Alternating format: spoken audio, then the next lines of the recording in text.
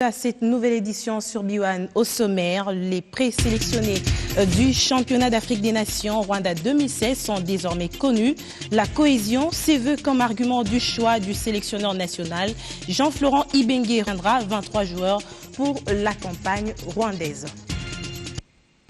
Convocation imminente du dialogue politique. L'on connaît désormais la position de l'intersyndicale qui dit oui à cette grande messe nationale et appelle les politiciens à plus de retenue en vue de préserver la paix considérée comme gage du développement du pays. Et enfin, poursuite de la visite du chef de l'État dans l'est du pays. Joseph Kabila est arrivé au Sud Kivu cet après-midi. Avant cette étape, le président de la République a inauguré le nouveau bâtiment administratif de la mairie de Butembo, une dotation qui vise à améliorer la qualité de travail des agents de cette entité territoriale. Madame, Messieurs, merci de nous rejoindre. Le président de la République poursuit son périple dans le Sud Kivu. Il a atteint ce mardi l'étape des Bukavu dans l'après-midi. Bien avant, Joseph Kabila a procédé à la coupure du ruban symbolique du nouveau bâtiment devant abriter l'hôtel de ville de Butembo. Par cette action, les agents et cadres vont désormais retrouver des conditions requises pour le bon fonctionnement de cette entité territoriale. Patrick Itema pour les détails. Les activités ont commencé par des mots de circonstance. Le premier a été celui du maire de Butembo, Théodore Sokulva Sakamakala, qui a dû remercier le chef de l'État pour avoir donné de son temps pour inaugurer la nouvelle bâtisse. Le maître d'ouvrage, l'ingénieur Matt, donne ici les détails sur le bâtiment, tout en donnant aussi des conseils relatifs à son entretien. L'ouvrage qui, en ce jour, est à l'honneur, occupe une superficie de 386,52 mètres carrés. Et comporte 4 niveaux, dont un comble à sa partie supérieure. Le découvre dans les entrailles de l'ouvrage 36 salles bureautiques, une grande salle au 3e niveau, 11 toilettes dont 2 publiques et une terrasse au balcon panoramique au 4e niveau. Aux locataires du présent bâtiment, nous leur recommandons d'user de ce bijou comme leur propre corps et de l'entretenir régulièrement. Initié en août 2002 par le maire de l'époque, l'ex-ambassadeur de la RDC en Angola, M. Paluku Kamavu Eric, le coût de construction est de $275 000, majoré d'un avenant de $22 360 américains. Le gouverneur du Nord Kivu, Jules Paluku Kaunga, a remercié quant à lui tous ceux qui ont contribué, notamment les opérateurs économiques. Il faut préciser que c'est le fonds perçu de la taxe dite Coidel que payaient les opérateurs économiques à l'époque qui avaient démarré les travaux et le gouvernement provincial du Nord Kivu n'a fait que finaliser. A noter que durant ce séjour à Butembo, Joseph Kabila n'a pas parlé à la population. Et puisqu'on y est, on va rester dans le Nord Kivu pour parler de la campagne de sensibilisation sur le dialogue national. Une forte délégation des 4 députés nationaux membres du mouvement social pour le renouveau MSR du Nord Kivu réitèrent leur soutien à la grande messe nationale. Il s'agit notamment de Jean Chrysostome Vahamati, Juliette Mugoleyere et Balisema. Ils vont lors de leur séjour organiser une conférence débat autour du thème le MSR et le dialogue national. C'est aux environs de 11h ce mardi que ces 4 députés nationaux élus du Nord Kivu et membres du mouvement social pour le renouveau MSR ont foulé les sols de Goma. Les honorables Vahamouti, Mouole, Yere et Balisima ont été accueillis par les membres et sympathisants du MSR en liesse venus nombreux à l'aéroport de Goma. Devant la presse, Jean Chrysostome Vahamouti affirme que le MSR est bel et bien avec le chef de l'État, son fondateur, et non le contraire. Savez-vous, et je l'ai dit, ça peur d'être contredit, que plus d'une fois, le chef de l'État, Joseph Kabila, nous a appelés comme bureau politique du MSR. Et moi, je suis le vice-président national du mouvement social pour le renouveau. Plus d'une fois, il a appelé l'entièreté du bureau politique pour dire ça c'est mon parti. C'est moi qui l'ai créé. Et que Congo est fatigué de ce parti, qu'il s'en aille et qu'il le laisse. Et personne n'a jamais réagi. Moi j'ai toujours été présent. Les personnes qui vous parlent à Goma ou ailleurs n'ont jamais assisté à ces réunions-là. Devons-nous être malhonnêtes vis-à-vis de nos électeurs? Moi j'ai eu 2 mandats sous le chapeau du MSR et en disant clairement que je suis un député de la majorité présidentielle. Ces gens savent que le chef de l'État nous a toujours répété que c'est son parti et qu'on n'a jamais refusé. Nous demandons donc à ces curés, n'allons pas les excommunier, nous allons tout simplement les exorciser pour qu'ils soient encore éligibles à tous les sacrements prévus par l'Église. Sinon, nous devons prendre la population au sérieux. Tu ne peux pas dire pendant 10 ans à la population que c'est parti de la majorité. C'est parti de Joseph Kabila. Ce parti a comme autorité Joseph Kabila et revenir 10 ans après dire le contraire. Qui est sérieux? Après l'aéroport de Goma, le cortège de ces 4 députés s'est ébranlé jusqu'au Cap Kivu Hotel où ils ont érigé leur quartier général. Ce mercredi est prévu une réunion avec les cadres du MCR Nord Kivu, suivie d'une conférence débat avec pour thème le MCR et le dialogue national. La liste des pro-dialogues ne fait que s'allonger. Je vous le disais à l'ouverture de cette édition, l'intersyndicale nationale du Congo invite tous les travailleurs à soutenir le dialogue politique initié par le chef de l'État. Dans une déclaration rendue publique hier, tous les syndicats réunis redoutent des scènes de violence à la veille des grandes échéances électorales qui pointent à l'horizon. Ils appellent ainsi les politiciens à plus de retenue pour préserver la paix et surtout sauvegarder l'emploi. C'est un reportage de Constantin Tamboui. Tous les travailleurs de la RDC soutiennent le dialogue pour la paix dans le pays et la bonne marche des activités professionnelles et socio-économiques. L'intersyndicale garde en mémoire les actes de violence qui ont endeuillé le pays dans le passé et appelle les travailleurs à barrer la route au désordre, fruit de l'incompréhension et la manipulation politicienne, comme par ailleurs celles qui ont coûté aux emplois des Congolais. Toute autre voie de violence ne fera qu'endeuiller les familles, détruire les infrastructures et renvoyer des centaines ou milliers de compatriotes au chômage. L'expérience de ces dernières années, depuis 1991, en passant par 2006 et 2011 et janvier 2015, ont démontré les limites et l'irrationalité des scénarios de voies de violence et d'imposition des situations. L'intersyndicale nationale de la RDC demande aux politiques à préserver les acquis de la démocratie congolaise sans compromettre la paix sociale autour du consensus sur toutes les questions liées à l'avenir de la nation.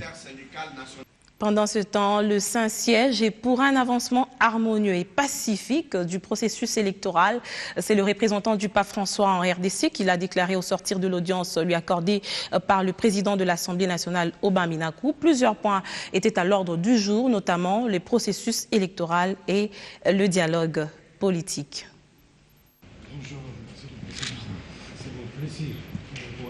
Et avec le président de l'Assemblée parlementaire, on a parlé surtout sur la coopération entre le Saint-Siège et l'État en fonction de la stabilisation du pays et de son rôle dans la région du Grand Lac et en Afrique centrale. Vous savez que le Saint-Siège est préoccupé pour les problèmes, la fragilité de la région. Le dialogue, c'est l'initiative du président de la République qui a comme but la formation d'un consensus. Alors je pense qu'on doit privilégier 7 buts. La formation d'un consensus qui est possible sur certains aspects, qui est essentiel. Sur des autres, il y a de grosses différences et il y a même un désaccord sur la procédure, sur comment le faire, ce consensus. Mais on espère que petit à petit, on va le faire. Mais le Saint-Siège est intéressé de mettre tous en conversation, en relation, parce qu'on a des fils dans tous les partis. Il n'y a pas de partis confessionnels en Congo. Il y a des catholiques d'un côté, de l'autre côté. Et ça peut faciliter aussi, au moins d'une façon informelle, de se parler, de traiter les questions d'une façon distendue. Ce chapitre politique est fermé. On va maintenant parler économie. La Chine s'illustre de plus en plus comme le principal partenaire commercial de l'Afrique. La Chine vient encore de disponibiliser ses fonds et sa technologie pour un partenariat gagnant-gagnant. Les participants du sommet Chine-Afrique ont examiné différentes résolutions de ces travaux. C'était lors de l'atelier de restitution et de renforcement des capacités sur l'élaboration des projets bancables organisés par VVF. L'Afrique est riche en ressources naturelles et la Chine, partenaire privilégié, tient à soutenir le développement du continent noir en apportant ses fonds et sa technologie. Une coopération voulue, gagnant-gagnant, explicitée lors du forum des coopérations Chine-Afrique tenu à Johannesburg. Des résolutions issues de cette rencontre ont été examinées à l'issue d'un atelier de restitution organisé par les Fonds mondiaux pour la nature à travers son projet FOCAC. Il est crucial en particulier que le commerce, la gouvernance des ressources naturelles et une grande partie des échanges Chine-Afrique puissent apporter une plus-value aux populations locales maintenant et pour les générations futures. Le WWF a identifié le Forum sur la coopération sino-africaine comme une plateforme essentielle pour cette discussion. Partage d'opportunités qui doit apporter un plus pour les générations futures grâce à une planification de besoins réels à même de garantir les investissements. Cette réunion a pour fondement l'examen de l'agenda 2063 de l'Union africaine, dans lequel la République démocratique du Congo trouve sa part d'action à travers le programme de développement. Mais nous sommes en train aussi d'examiner les différentes implications quand on doit absorber un certain nombre, un capital assez important comme celui-là. Il a des conséquences sur le plan de l'environnement. C'est sous le signe d'un développement commun que se sont tenues ces assises qui jettent aussi un dévolu sur la lutte contre la dégradation de l'environnement, principale menace du monde. Et au nombre des potentialités de la RDC nécessiteuses de ces fonds de la Chine figurent les secteurs agricoles qui regorgent des milliers de terres arables. L'industrialisation de l'agriculture congolaise s'avère donc d'une importance très capitale pour le développement de la République démocratique du Congo. Elle constitue ainsi un frein à la pauvreté et à l'insuffisance alimentaire. La République démocratique du Congo, avec ses 2 345 410 km², sur 97% des terres et 3% d'eau, le pays est une aubaine agricole si tout est exploité à bon escient. Avec ses gigantesques potentialités, terres et ressources humaines, la RDC réunit tous les éléments pour la placer première du secteur agricole en Afrique. 80 millions d'hectares de terres arables pour plus de 70% des populations vivant en milieu rural, avec comme activité de base l'exploitation de la terre. Cette agriculture de survie à la base peut, si les moyens sont réunis, s'intensifier et au-delà du bénéfice direct, fruit de la récolte sur les familles restreintes, contribuer à l'alimentation nationale. Consciemment ou non, bon nombre de la population se rabattent sur la terre et les conséquences parlent d'elles-mêmes. Seulement, le budget alloué à l'agriculture est insuffisant. Lors de la reddition de comptes, on a noté que 5% de la réalisation, alors que les prévisions l'avaient placé à 35%. Pourtant, la sacralisation de l'agriculture demeure l'industrialisation. Après l'expérience de l'ex-DAIPEN et du service national, peut-être qu'un début, c'est Bukangalonzo. C'est une solution durable et je vous ai dit que même Bukangalonzo, on peut même l'éparpiller, les diversifier et les disséminer sur toute la République. Quand on parle de l'agriculture, ne voyez pas seulement le maïs. Je suis en globalité, donc il y a même le bétail. Tout cela, c'est une solution durable parce que regardez un peu si aujourd'hui, nous avons, je ne sais pas combien de têtes de vaches. La viande sera, au moins ici, ne sera plus un luxe. Nous avons des terres arables partout qui permettra que, au moins, même si je n'ai pas un salaire décent, mais je sais manger. Mon fils peut manger et on n'aura pas appliqué la politique de vente enflammée n'a point d'oreille. Tout compte fait, les terres congolaises, avec la main-d'œuvre du pays, peuvent produire différentes denrées avec double conséquence. Assurer l'autosuffisance alimentaire au pays, puis, grâce aux revenus des excédents, constituer des capitaux et répondre aux besoins des différents citoyens sans attendre la main extérieure. C'est simplement pas par coup de bâton magique, mais par l'exécution d'un plan conséquent. Renforcement de liens de coopération entre la République démocratique du Congo et le Koweït à travers la signature d'un accord entre le gouvernement congolais et une délégation d'investisseurs koweïtiens conduite par la Chambre du commerce RDC Europe. Ce projet prévoit la construction des logements sociaux dans plusieurs sites à travers le pays pour un coût estimé à plusieurs milliards de dollars, comme le dit Louboya Moukadi, président de la Chambre du commerce. Je remercie la RDC, je remercie le peuple congolais de nous avoir fait confiance parce que nous sommes la vitrine de la RDC. Notre souci, c'est d'apporter un plus, de contribuer à l'édifice du chantier du chef de l'État qui n'est pas le chantier du chef de l'État, mais le chantier du peuple congolais. Ce chantier-là, c'est pour les peuples congolais qui vont y habiter. Donc je remercie la délégation de Koweït. Le premier coup, je crois, ça va aller dans les 400 millions de dollars. L'ensemble du projet ira jusqu'à 15 milliards, peut-être ce sera le deuxième projet après les Chine. Littérature à présent, le goût de la lecture s'acquiert à l'importance du livre même. S'apprend, exercice auquel s'adonne l'association Nous et les livres. Elle vient de publier un ouvrage de 18 pages destiné aux jeunes intitulé « Lire pour réussir ». Inciter les jeunes au goût du livre et à l'importance de la lecture pour un avenir meilleur et au relèvement de l'éducation, tel est l'objectif que poursuit l'association Nous et le livre qui vient de publier Lire pour réussir, une revue culturelle au profit des jeunes. La présidente de cette association est convaincue qu'à travers la lecture, nous pourrons réduire la pauvreté. Aujourd'hui, c'était pour nous une occasion de présenter à nos grands publics, les gens qui ne nous connaissent pas, au gouvernement, aux amoureux de la lecture et du livre surtout, aux parents, que Nous et les livres a déjà mis son train en marche. On va de l'avant pour aider à promouvoir, à susciter l'émulation dans l'éducation, à apporter des changements dans l'éducation dans notre pays. Pourquoi pas au travers le livre développer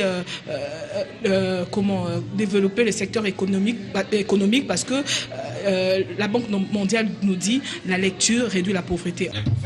La présentation de cette revue était également une occasion pour faire un plaidoyer à l'égard de tous ceux qui croient aux avantages de la lecture. C'est ainsi que Nous et les livres saisit l'occasion de cette journée pour lancer un plaidoyer auprès de partenaires gouvernementaux, des partenaires bilatéraux et multilatéraux en faveur d'un environnement favorable à la promotion de la culture et de l'industrie du livre d'une part, et pour encourager le développement des partenariats qui motivent les jeunes, surtout les filles, à la lecture, avec la collaboration de la société civile et de médias. Lire, découvrir, réfléchir, communiquer et grandir, 5 synonymes auxquels l'association Nous et les livres attribue à la lecture pour l'épanouissement et le développement de la jeunesse. La lecture nourrit l'esprit, dit-on. Les écoles abandonnées suite à la résurgence des conflits armés dans la province du Nord Kivu, plus précisément dans les territoires de Béni, constituent donc des contraintes auxquelles les écoliers de cette partie du pays font face au quotidien. Et pour pallier cette situation, le ministre de l'EPS séjourne à Béni pour envisager des pistes de solutions afin de permettre aux apprenants congolais de recouvrer des conditions d'études requises. C'est la première arrivée du ministre de l'enseignement primaire, secondaire, professionnel et initiation à la nouvelle citoyenneté dans cette partie ensanglantée de la province du Nord Kivu. Au bas de la passerelle, il a donné l'objectif de sa mission ici. Nous saluons d'abord la population de Béni qui a très bien reçu le président de la République, Joseph Kabila. Le président a reçu différentes couches de la population, dont nos amis syndicalistes enseignants, qui ont posé un certain nombre de problèmes. C'est pourquoi nous avons reçu instruction de sa part de la haute hiérarchie pour venir nous entretenir avec nos amis enseignants ainsi que les parents pour voir qu'est-ce que nous pouvons faire pour que le secteur de l'éducation avance pour le bien de notre population. Avec son séjour, des voies et moyens pour trouver solution à des problèmes, notamment des écoles, le patron de l'enseignement en RDC pourra changer avec les parents et élèves. Oui, je suis ministre national. Les problèmes, il y en a partout. Il y a un temps pour faire tout. Voilà. Donc nous avons reçu cette instruction pour venir ici. Il fallait que nous l'ayons. Nous l'avons eu et nous sommes là. Nous allons discuter avec toutes les couches de la population. Nous allons discuter avec nos amis enseignants pour qu'on voit quelles sont les voies que nous pouvons tous ensemble trouver pour résoudre nos problèmes. Cette arrivée fait suite à la promesse du chef de l'État lors de son séjour dans les Grands Nord Kivu. Vous l'avez certainement constaté, les routes de Kinshasa se détériorent de plus en plus et causent beaucoup d'embouteillages, surtout en cette période des pluies diluviennes qui s'abattent dans la capitale. C'est un véritable calvaire pour la mobilité de la population quinoise à l'approche des festivités de fin d'année. Reportage. Des trous béants sur nos routes, des déchets de caniveaux curés sur les grandes artères, des flaques d'eau, ou mieux, des lacs artificiels à chaque mètre d'une route asphaltée. Voilà le vrai visage de Kinshasa en période de pluie. Après la pluie ne vient plus le beau temps dans la capitale congolaise. À chaque descente, Kin vit le désastre et la question de la gestion de la voirie urbaine dans la ville-province de Kinshasa est encore une fois remise en cause. Nous sommes en Galima, l'une des communes huppées de la ville, en proie à des embouteillages interminables aux heures de pointe.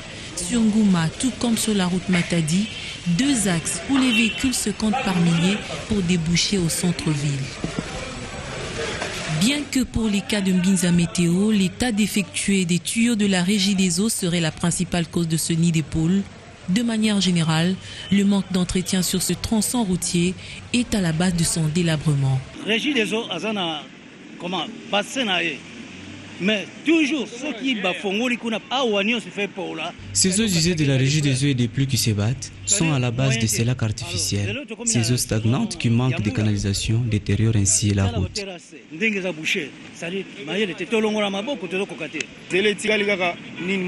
Il n'y a qu'une seule bande sur cette artère. Alors les autorités attendent qu'il y ait des accidents mortels pour pallier cette situation. Un vrai chemin de calvaire, ce tronçon passe comme le seul passage obligé du fait de l'impraticabilité de la dégradation de la route bypass à hauteur du pont Triangle allant vers le rond-point Gaba. Une scène apocalyptique qui fait recours à la pratique archaïque de transport sur le dos. Le pont s'est détérioré et comme l'eau ne circule plus comme il faut, elle s'installe sur la chaussée. La traversée est payante, soit 300 francs ou 400 francs. S'il faut attendre les bus, ça prend un peu plus de temps. Pour traverser, nous nous faisons transporter sur le dos. Pour ceux qui pèsent un peu plus, c'est 500 francs et les autres 300 francs. C'est vraiment un calvaire. Le secteur routier quinois serait-il sous un signe indien? Même certains panneaux de signalisation dans la ville sont mis au point mort. Des interpellations sur la gestion de nos routes, il en faut. Des travaux sur les artères, une nécessité et une bonne politique sur les voiries restent une priorité. Le sport, les 32 léopards présélectionnés pour le CHAN Rwanda 2016 sont connus dans 11 joueurs de V-Club, 6 du FC Renaissance. La publication de cette liste de Florent Ibengue prévoit un stage à Goma. Les léopards de la RDC évolueront dans le groupe B avec l'Angola, l'Éthiopie et le Cameroun. Nous retenons l'absence remarquable de Matumo Nazola Diroum, actuel capitaine du FC Renaissance, qui ne se retrouve pas sur cette liste des 32 proposés par le sélectionneur national. Pendant ce temps, la Ligue nationale de football, le Football Club Moké de Kinshasa, match Nord Sport du Bas-Congo, stade Tata Raphaël de la Kétule, dans le cadre de la 14e journée de la Ligue nationale de football. Sud-Ouest en première confrontation. La seconde rencontre opposera l'Amicale sportive Dragon au Sporting Club Rejolou. Du football au sport de combat, ouvert le samedi 19 dernier, les 18e championnats nationaux couplés à la première édition de la Coupe du Congo de karaté se sont clôturés hier au stade des Martyrs. La province du Congo central s'est distinguée avec 6 médailles d'or remportées, mais le trophée de la Coupe du Congo a été soulevé par la ville-province de Kinshasa avec 7 médailles d'or et l'ex-province du Bandundu démembrée a occupé la 3e avec 2 médailles d'argent, aucune en or. Voilà qui met un terme à cette édition. Madame, Monsieur, merci de votre fidélité à nos éditions d'actualité et à demain sur BioOne Télévision.